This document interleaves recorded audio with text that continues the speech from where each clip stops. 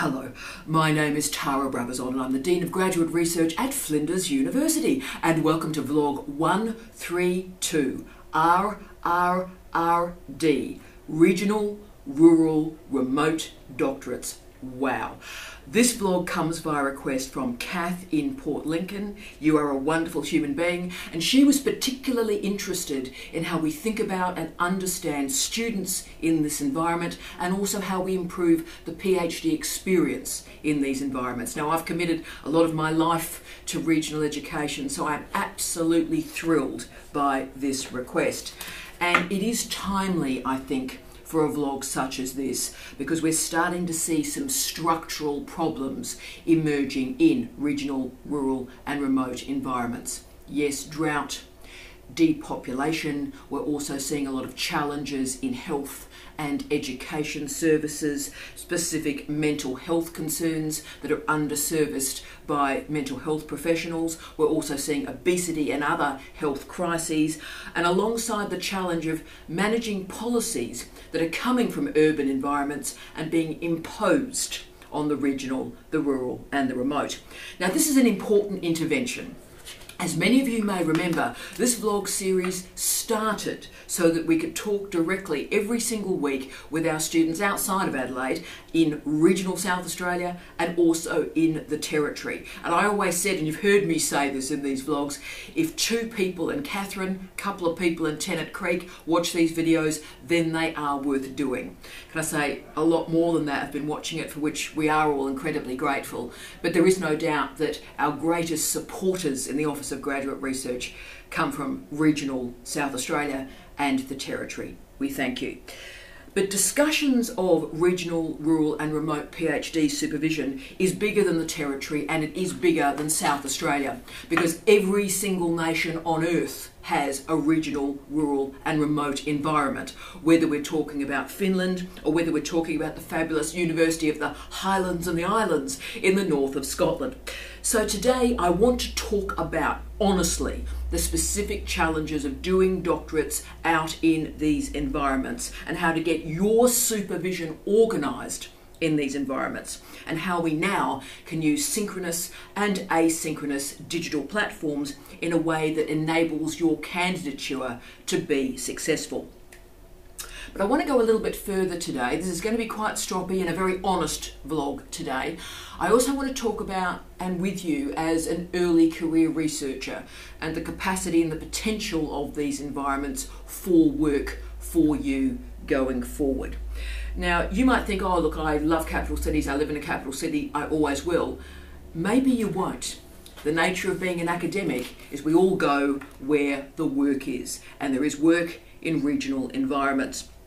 And if you believe in social justice, if you believe in making a difference, then business as usual in regional, rural and remote environments is no longer possible.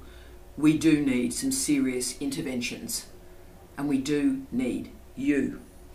And the other huge challenge that I found when I was preparing this vlog is the complete lack of research, the complete lack of theory, andragogy, in understanding how to supervise PhDs in regional, rural and remote environments. And the amazing thing is, and isn't this a bit horrifying, all the literature is focusing on students going into placements, particularly in health and education, in rural, regional and remote environments, and how staff members go into those environments temporarily to supervise them. And then the student comes home, and then the supervisor comes home.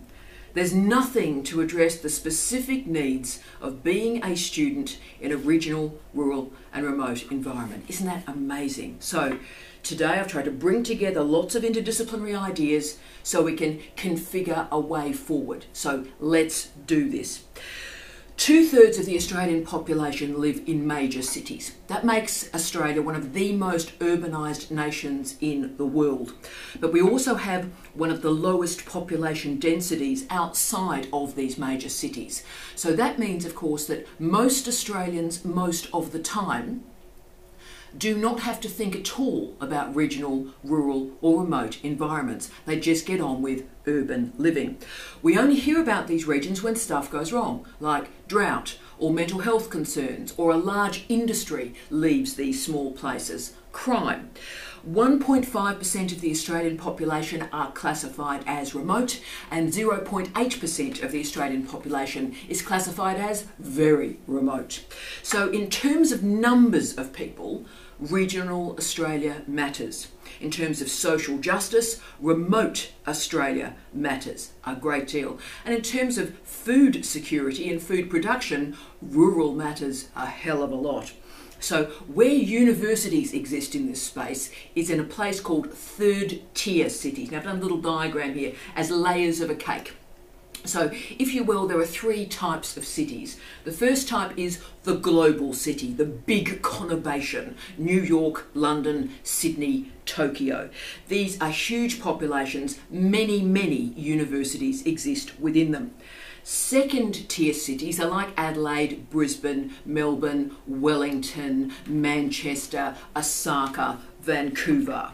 They have 2 to 5 universities, pleasant to live, good transportation, well-serviced, diverse employment base.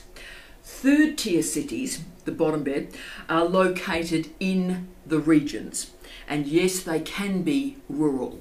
They have small populations, and when they are industrialised and industrial towns, they are often single industry towns. Wowler.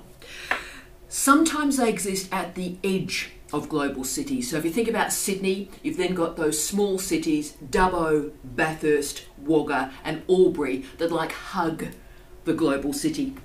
Sometimes these cities are separated from a main city. So think about Queensland, there's Brisbane, and then you've got Rocky, then you've got Gladstone, then you've got Bundaberg, that are a fair distance away from Brisbane.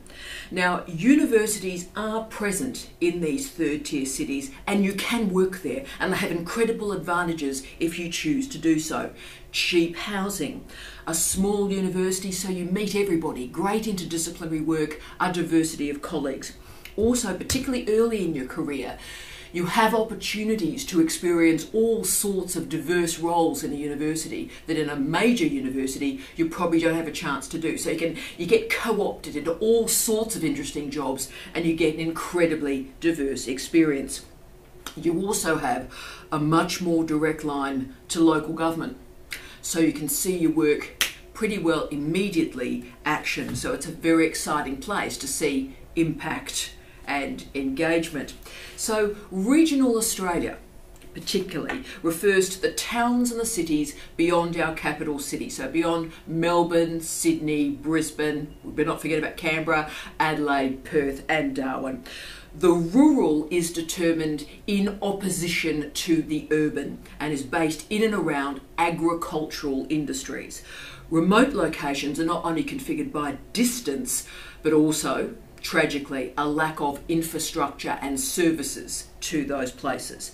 They are great places to work. I've worked in 9 universities in my career, and 4 of those universities have been in regional areas in Australia, in the United Kingdom and in Canada. And I chose, and will choose again, I chose to work there early on in my career and also for more senior posts later on. I know their strengths, and oh yes, I know their weaknesses. I know the value and the potential of these great places, but I also know what we're doing wrong and the impact of what's going wrong on people, on the universities and on the communities we serve. And just a couple more words about definitions too. Rurality is an ideology. It's very, very difficult to define. Rurality is defined in opposition to urbanity. So that means that the rural is defined by that which is not urban. And that means a series of assumptions, generalizations, if you will, come along with the word rural. And a lot of those assumptions are about modernity. And there is an assumption that the rural is anti-modern, that the rural is boring, that the rural is intolerant of difference. So, and what we've got therefore is a series of histories that have valued the urban experience as exciting, as riveting, as dynamic, as wonderful. Now, some of those assumptions may have been true. That ideology of urbanity comes from the 19th century and the 20th century. But I think we all know that ideology of the city, the big city now, is starting to be critiqued, really in the last 2 decades. And after the global financial crisis, it's pretty clear that cities are in some difficulty. And there is a wider international frame to the work I wanted to talk about today. And this is very, very exciting. Is it going to stand up for me? Maybe, maybe not. Oh, it's going to bounce. That's exciting. And I want to talk about one particular book. It's an amazing book, can I say? Jason Servone's remarkable monograph, Corporatising Rural Education. Corporatising Rural Education. This is the book, my book of 2018. It is that fantastic. And why I particularly want to talk about it, not only is it a great book, it began its life as a PhD. Books matter. So he argued in this wonderful book that rural and regional towns and cities have been buffeted by neoliberal globalisation. So what he means is market forces, corporations have seen the brittle nature of these small cities and large towns and have moved on in to make profit. So there's lots of talk about neoliberalism, lots of different definitions, but at its most basic, it argues that the free market and the profit motive must be the dominant idea here. So what we're doing is the market is the most important, profit is the most important, and other variables are secondary to that. So it is anti-state intervention, it's anti-regulation. So if it has a t-shirt slogan, it would be, let the market rip, right? So if money is to be made from something, go for it. That's neoliberalism. It's against regulation, it's against state intervention. So you can see right now the challenges to health and education in under-regulated environments. So the global financial crisis of 2008 was really the peak moment in this unregulated ideology. Unsecured loans, derivatives trading, basically the international economy was treated like a poker game, like casino capitalism, and didn't that end well? Bless. But this environment had specific and damaging consequences on rural environments in particular. So the argument is, you can see why white working class men and women voted for Donald Trump. And indeed, Servone described them as, quote, angry white men and women, end of quote. And he argued they weren't being addressed or validated by any political organisation. But the point of these locations and the role of neoliberalism in these locations is a much more sensitive and careful argument that we can ever make by talking about Donald Trump and voting patterns and stuff. It's much more intricate than that. And Servone argued that, quote, the corporation of rural schools is based on the same ideology that affected rural communities throughout US history. The ideology that shapes rural communities as backward and in need of modernisation, end of quote. So this is a really powerful analysis here. Configuring the rural and the regional as backward, summoning that cascade, those labels of like redneck, yobbo, yahoo, gronk, bogan, depending on the nation that you happen to be residing in, opens up these environments to these market-driven and profit-motivated programs for supposed modernisation. See what's happening here? So the rural and the regional is configured via a deficit model, and the citizens that live in these locations are also supposedly in deficit, requiring the market economy rather than public services to render them modern. Boom. So instead of public providers for health, education, correctional services, neoliberal corporations move on in to these brittle urban environments to extract profit. That's what's happening. So therefore, modernisation is meshed with exploitation, and that's exploitation of people, of animals, of the land. So education is cheapened, public schooling in particular is cheapened. So with poor schooling, with few alternative providers, it means that ways out, ways through, ways to improve one's life through education start to get truncated.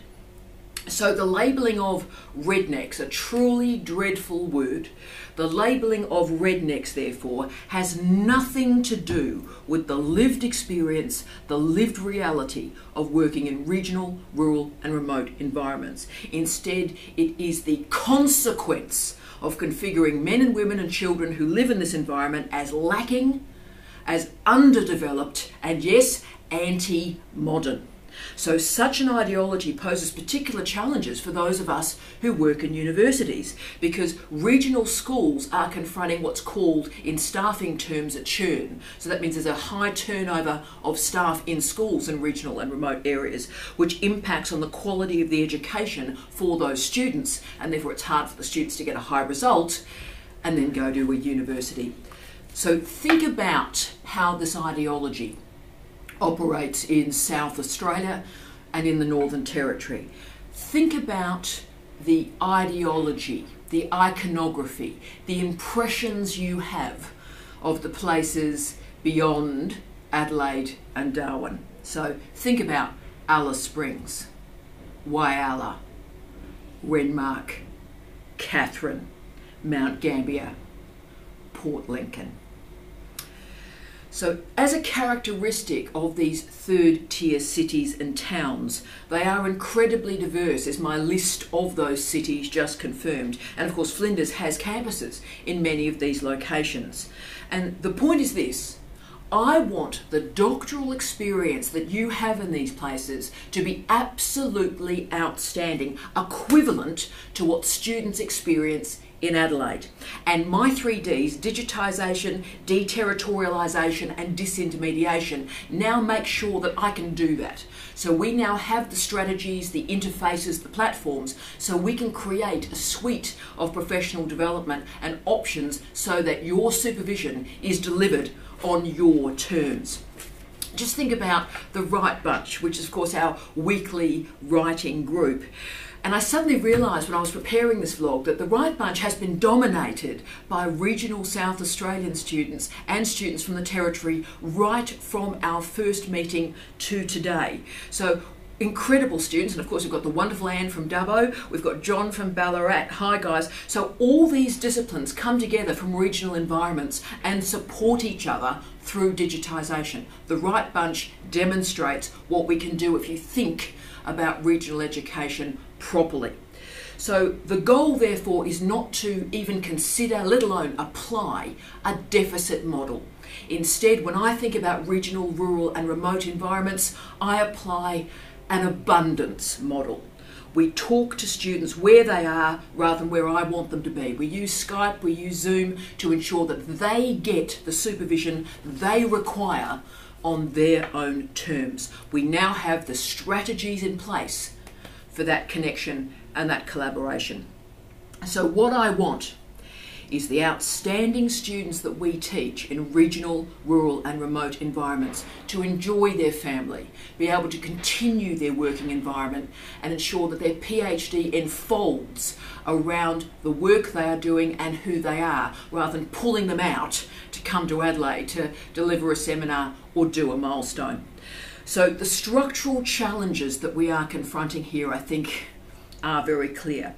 Very few universities actually exist in regional, rural and remote environments. And of course, remote environments, very challenging relationships with universities, and we're still not getting that right.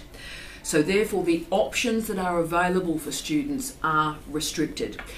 There are three models of a university in third-tier cities. The first is the single institution, so the self-standing institution in a small city. So Federation University is an example of that. Southern Cross University is an example of that. Then you've got a regional university with multiple campuses spread over geographical space. So Charles Sturt University, Central Queensland University are examples of that model. And thirdly, there is an outlier campus from a main city-based university campus, right? And so Flinders is an example of that, so is the University of Western Australia. The third model is the least frequently seen in Australia, but it is the most common model in North America, in the States and Canada. So the challenge, I think, particularly with the first and the second models, is expectations are capped on the students who enrol in these places. Even in that first model, if an institution is enmeshed into a community college, which has so many advantages, so FE and HE talk to each other and very enabling and has widening participation, all of that is incredibly important. But my fear is, particularly if we don't have a doctoral program in a lot of these environments, then we are capping the expectations, the aspirations, the hopes of these people. The point is that, quote, small town Harvards, to use Samuel's phrase and example, don't exist outside of Harvard. The type of universities that exist in struggling third tier cities are, no surprise, struggling small universities. Everything is more difficult in these environments. The vice-chancellors and the senior staff that are hired are often very inexperienced. The deans who are appointed, it's obviously their first role to be a dean for a lot of these institutions. They had a small field of candidates from which to select. And indeed, attracting staff to live in these small cities away from the facilities that exist in the larger urban environments is quite challenging. So we talked about that ideology of rurality, and that exists in a lot of people's minds when they're thinking, oh, I don't want to leave a main city. I love the excitement of a city, even if they never actually leave the suburbs. And of course, the other problem we've got is when a staff member may be hired in these regional or rural areas, they become part of the FIFO academic workforce, so the fly-in, fly-out workforce. I wish I was joking. So they don't live permanently in the place of their employment, and therefore the gown and town relationships are truncated. And think about that. How disrespectful is it that you take a salary from a regional university, but you don't bother to live there? What sort of disrespect is that for the people that you teach and their families? Put that out there.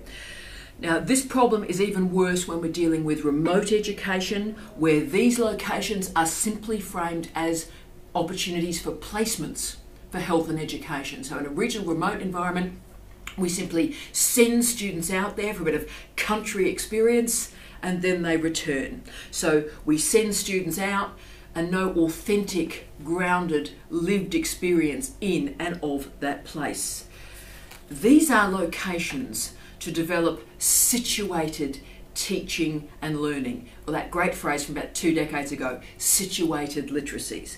For example, just over 1/4 of nurses in Australia work in a place that has a population between 1,000 people and 100,000 people, right?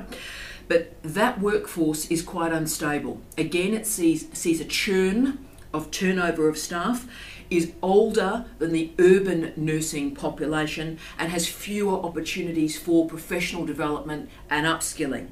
But this is not a question of imposing urban knowledge over regional, rural and remote locations. The great Robert Chambers, in his incredible study of rural development, believed it is an unproductive division between urban and rural, core and peripheral knowledges. And that means that outsiders to regional, rural and remote environments endlessly offer their opinion, their views, their policies on what needs to be occurring in the RRRs. So therefore, regional, rural and remote environments are by default configured as ignorant and backward. Think about the impact of this nonsense on policy making in these environments. Think about how many universities and regional locations around the world cap the expectations of their students. Why can't students do an authentic, organic, real PhD in Tennant Creek or in Katherine? And can I say a big hello to our PhD students in Tennant Creek And Catherine. So this is not imposing Adelaide or Darwin or Sydney or Melbourne or Perth knowledge on you guys. It's about creating a collaborative space where we create new knowledge through dialogue.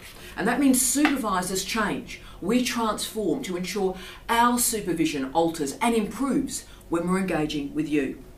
We also need to make sure we have outstanding supervisors in these regional locations, and the professional development skills that we create for those staff are bespoke and customised for that environment. So when we're sourcing doctoral supervisory material for these small environments, the absence, the silence is chilling. At their best, universities in third-tier cities enable a great phrase that came from Sawala and Mikik, and it was, quote, smart diversification. Isn't that a great phrase? Smart diversification, but also stability and perhaps growth. So this is the best case scenario. You are our next generation of academic leaders, and you have some decisions to make about who you are and what you believe in. How are you going to create influence? How are you going to change the world? This is personally important to me because both my parents were raised in really, really tiny places, not even towns really. And Kevin, who is now Kevin Brabazon, my father, who's now 90 years of age, bless, was born and raised in Northam, tiny little town in Western Australia, and his parents indeed are buried there. But schooling was uneven at best, and very few people made it from Northam High School to university. Indeed, as Kev said, he much preferred like playing cricket and football than going to school. Having said that, he was pretty good at cricket and football. My mother spent a slab of her childhood living with her grandparents, John and Mary Ryan. Now, he was a sleeper cutter in Bowling. Now, you probably haven't heard of Bowling, but Bowling is about 30 kilometres outside of Collie. You might not even have heard of Collie. But Bowling has a railway siding, a school, some shacks, and John Ryan built that shack that they lived in, and actually it still stands to this day as a shed on the farm that now exists in that location. But there were 10 students in Doris's school.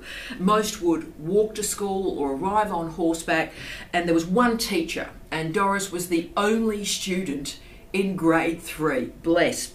So from these tough places, a long, long time ago, a university must have seemed like it was in outer space.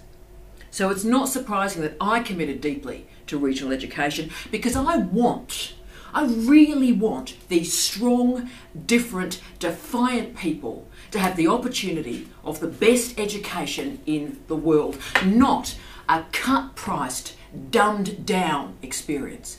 A great experience, as good as anywhere in the world. And this is where I think we are failing in international higher education, and we have to do better. And there are many causes for this failure in regional education, and I think the number one cause of failure is, not surprisingly, leadership. Because these locations are framed as in deficit, the leaders who go out into these locations treat it as a career stepping stone. So they go out to get a promotion so they can come back and be a leader in a, inverted commas, real university in a capital city. So this means they go out there, they do some quick work on restructuring, and they do a bit of budget work, imposing stuff onto these regional locations so they get their CV in place pretty quickly so they can supposedly return to a real university. We see it time and time again around the world. It's a pattern. So the fields for these posts are smaller and they're less competitive because supposedly staff don't want to live there. In the UK now, the situation has got so dreadful in terms of that FIFO workforce, fly in, fly out, that when you sign a contract in the UK, you have to commit to living within 20 miles, sometimes it's 40 miles, but 20 to 40 miles of your institution, of your campus. Because it simply got ridiculous in the UK where someone would be living in one city, like Manchester, and working in London. And of course, they'd never go to work. You'd never see them on the campus. So that's why the contracts actually changed.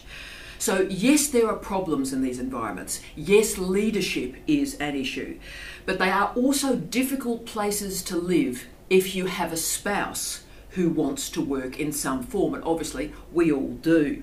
So without spousal policies in Australian universities, and because these cities are small and lacking that diversity of employment opportunities, families are often very unsettled. So you think about it, if your spouse can't get a proper job for a year, 2 years or 3, you're not going to stay in that environment. So the family's very unsettled, and of course people leave. Also, because of a lack of leadership and the desperation to get good staff, really bad stuff happens in these locations. So I'm going to tell you 2 truthful stories. These are true stories. I've never spoken of this before, but I thought, hell, let's do this so you can actually see what's happening in these places. So I'm going to use 2 stories from regional education, one from the very start of my career and actually one that happened this year. So my second academic post, the year after I returned back from the Wellington gig that I did as a quick in-out, shake-it-all-about 1 year job, was in regional Queensland. And I did the day of interviews, and I phoned my parents on the night that the interview concluded, and I said, look, I'm not going to take the job. The department's a bit weird, lots of argument, lots of debate, it looks all a bit unsettled, so look, I won't take this job. And I had an alternative. I was offered a 3-year contract at the University of Western Australia, an A-level post, but I could go home. And of course at 25 you still sort of have a home, so it was nice to supposedly go home. But the next morning the head of school, his first head of school role, he'd just been a professor doing research and teaching before this, the head of school drove me to the airport, and he must have had a sense that I wasn't going to accept the job, and so he talked at me all the way through in the car and in the regional airport until the moment the flight took off. And he promised me, and I'm laughing because this has become sort of family folklore, and he promised me B and tenure before Christmas. B and tenure before Christmas. So whenever I say to my father Kevin to this day, oh look, this guy said this, and he went, oh right, B and tenure before Christmas. So from my background, the notion of permanence, of tenure, being able to settle in a great environment, I thought this was great. So I turned down the contract post at the University of Western Australia and accepted what was going to be B and tenure before Christmas. And I think you know exactly where this story is going to go. B and tenure didn't happen because the promise was meaningless. I'd been duped, I'd been lied to. And look, I did enjoy the experience of that regional university, and the weird thing is, if the promise had happened, I would have stayed. That's how much I enjoyed it. But 18 months later, I got another job that was B and tenured back in Perth, and I was there for 10 years. So remember from me, get everything in writing. Get everything into the contract, because people lie. I always trust people. I always trust people, like my entire life. And every single job I've got, someone senior has lied to me. Every single job. I don't think this is just me. I think this is normal. So you'd reckon I'd learn. But what I need you to do is you need to learn from me. So if it's not in writing, it doesn't exist. So the final example of regional education, the final warning I want to give you in these regional universities, happened to me earlier this year, and captures what I call the complete incompetent cruelty that exists in a lot of regional universities at the moment around the world. Now, I love my job at Flinders, but I got offered a very, very senior job. A lot of dough, very, very senior job at a regional university. Now, as you're picking up, I have a big commitment to this, so I thought, oh look, well, let's have a look. Let's see what's going on here. So I was told there are 2 days of interviews. You know, there is a presentation, there's an interview, you're meeting all these people. So here were the 2 days, the program of the 2 days. And that was the process. So I did the process and thought, well, let's see what happens, cool. But at the conclusion of the process, so we've done the 2 days, at the conclusion of the process, the Vice-Chancellor and the Deputy Vice-Chancellor decided to add other layers to the appointment process. Right. So they invented these additional processes on the day that Steve died. They couldn't get through to my phone. Isn't that a surprise? And so what they did was they searched the internet. They found my father's name and they found his phone number in the white pages and phoned Kevin. And then Kev, of course, emailed me. He was too upset to speak. And he said, this university is trying to get in touch with me, but he was too upset to tell them why my phone was turned off. So I opened, not his email, but I opened another email. Of course, the email from the university was in the junk pile. I probably should have learned there. And I discovered what they wanted to do. And look, it still makes me laugh. It is funny. It's darkly funny, but it's funny. And what they decided they wanted me to do was an IQ test. Like it's 1974. A little bit of black hat thinking. Cool. And so I replied to the email, look, sorry my phone's been turned off. My husband died at 12:20 this morning. Cool. So obviously I did well in IQ tests. I always do well in IQ tests. Doing well in IQ tests show that you do well in IQ tests. Great, not a problem. Easy stuff, easy knowledge. But then, and it gets worse. Okay, so we've done an IQ test. Then, remember this is all happening in the week of Steve's death.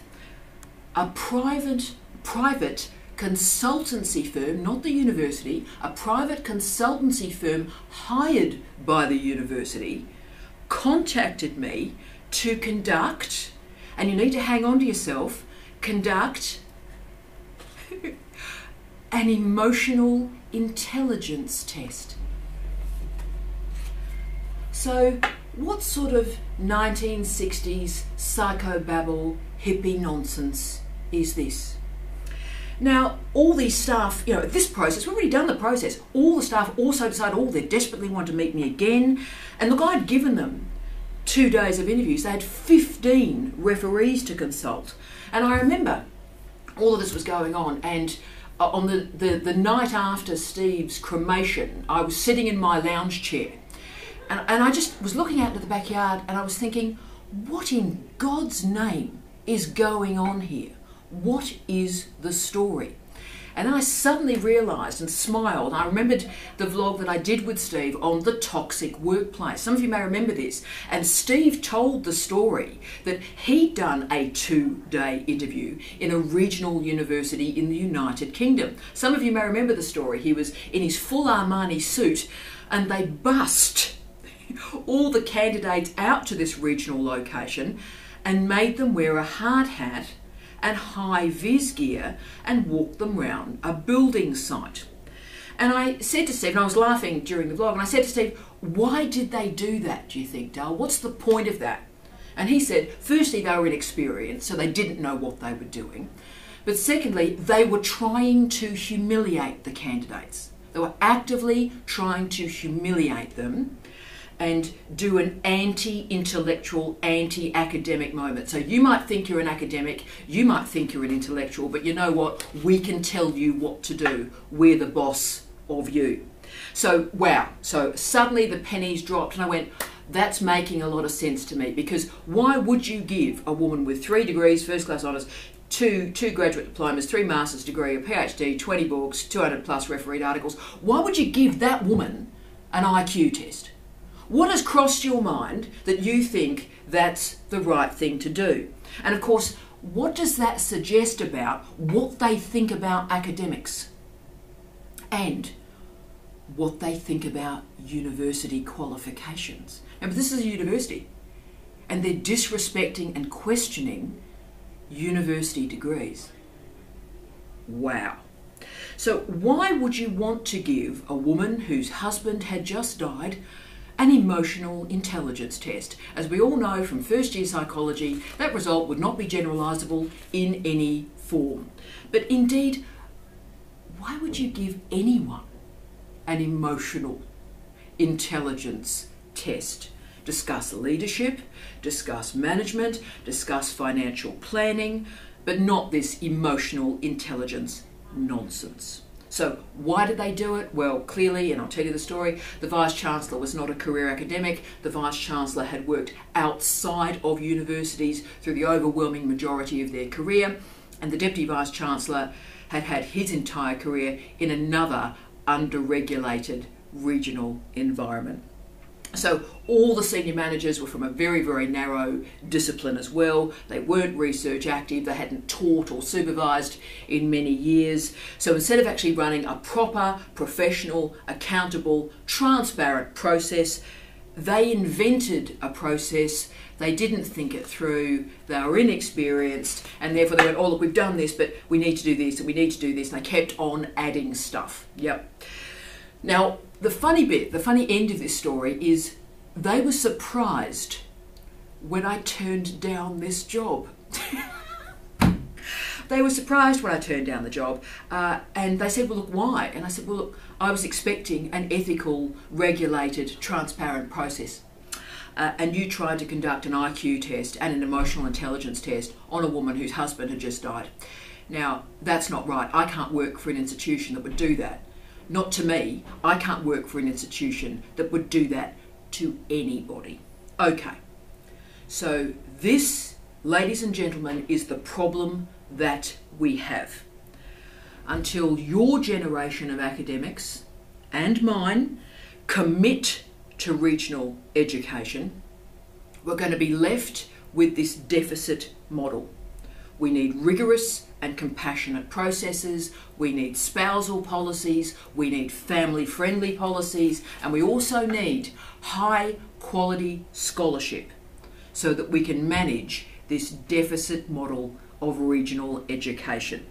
So this is where you can create change. This is where you are brilliant, you are socially just, and you can, yes, make a difference. These are great places to live. Housing is cheap, great communities, direct connection with local governments. You can see how your research is changing the world. So you can lead, and you can lead well, and transform this country from the regions, not by dumbing down, but by lifting up. I wish you love, light, and peace. Tea out.